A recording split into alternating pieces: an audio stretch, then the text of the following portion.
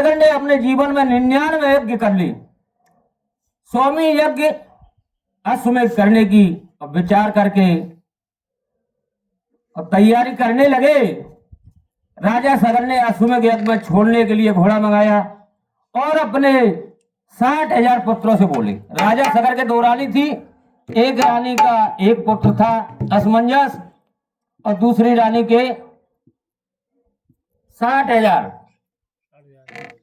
क्या कहने लगे राजा कि मैं इस घोड़ा को छोड़ूंगा और आप 60,000 पुत्र इस घोड़ा के पीछे पीछे जाना और ये देखना इस घोड़ा को कौन पकड़ता है। जो कोई इस घोड़ा को पकड़ता है बांधे उसको बोलना या तो मेरे जैसी अश्वमेध यज्ञ करे या मुझसे लड़ाई ले। आज के जमाने में भी अगर कोई अच्छा काम कर लेता है तो सोचता है मेरी बराबरी का कोई नहीं, थोड़े से भी अभिमान करने लगता है। अभिमान नहीं करना चाहिए और ऐसा ही हुआ। क्या हुआ भैया?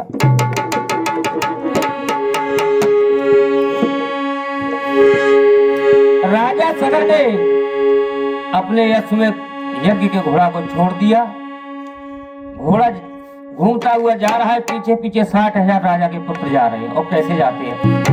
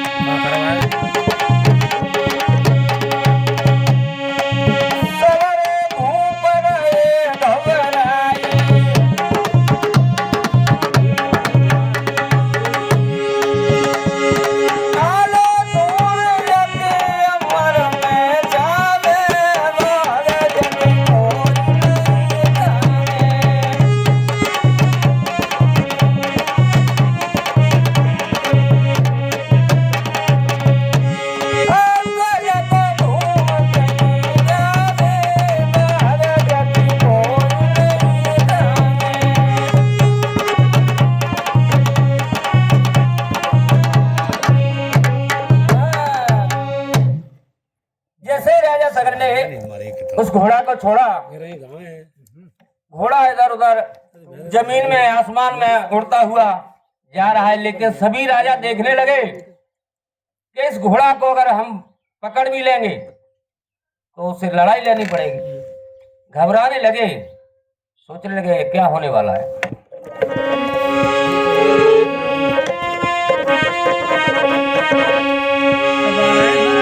और इधर में क्या हुआ, जैसे ही राजा सगर के उस घोड़ा को इंद्र ने देखा, इंद्र घबराने लगा कि अगर राजा सगर की ये अश्वमेध यज्ञ पूरी हो गई तो ये मेरे राजपाट सभी को ले लेगा। आज के जमाने में भी हैं, अगर कोई छोटा नेता थोड़ा उकसने लगेगा तो उसको दबाने की कोशिश करते बड़े वाले नेता कि कहीं जे हमारी पदवी न ले, सरपंच से मंत्री न बन जाए, मुख्यमंत्री न बन जाए, दबाने की कोशिश हर इंसान करता है आज के जमाने में।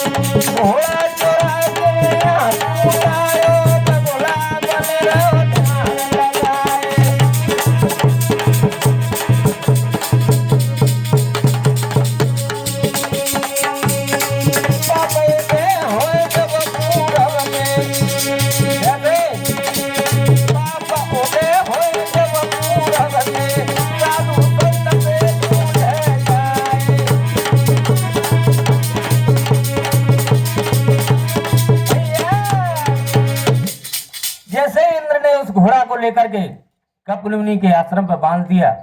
अब 60,000 पुत्र जो सवेरे उठ के खड़े हुए देखने लगे घोड़ा को तो कोई ले गया।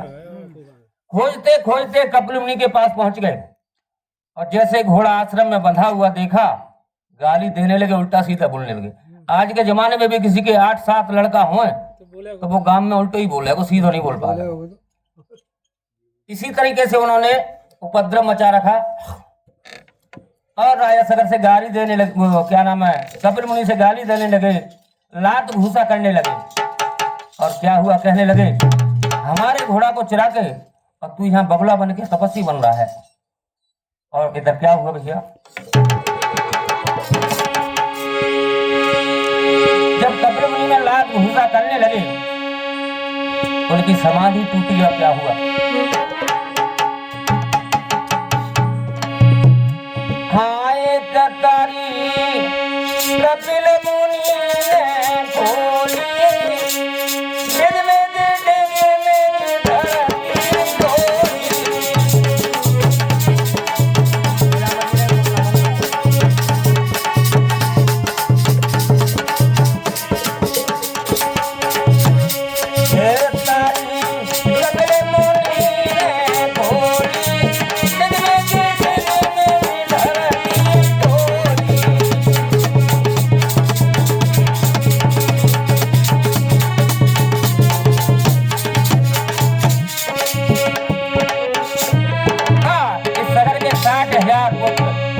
मेरे सामने खड़े। जैसे ही नेत्र खोले क्या हुआ, जलक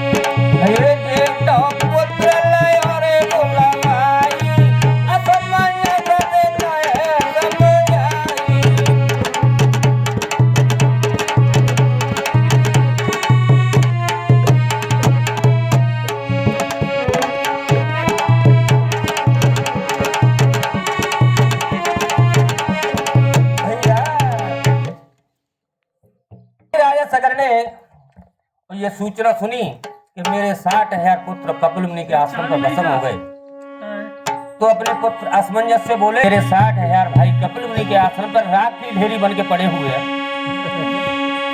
और क्या हुआ?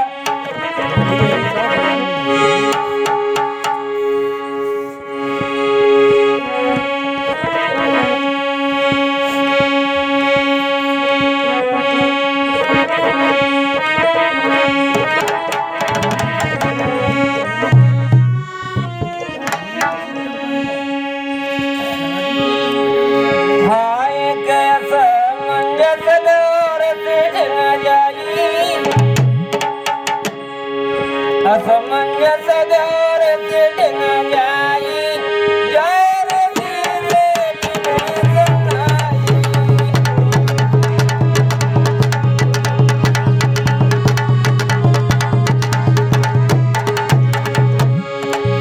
सुन के बिने खोजी मुनिराई, असमंजस गए समझाई।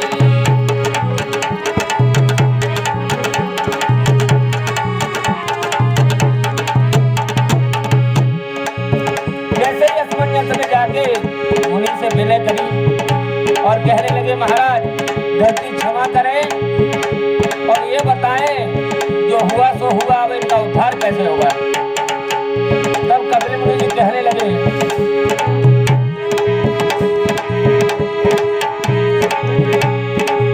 बेटा गंगाया हाय जाई, असमंजस से गहरे समझ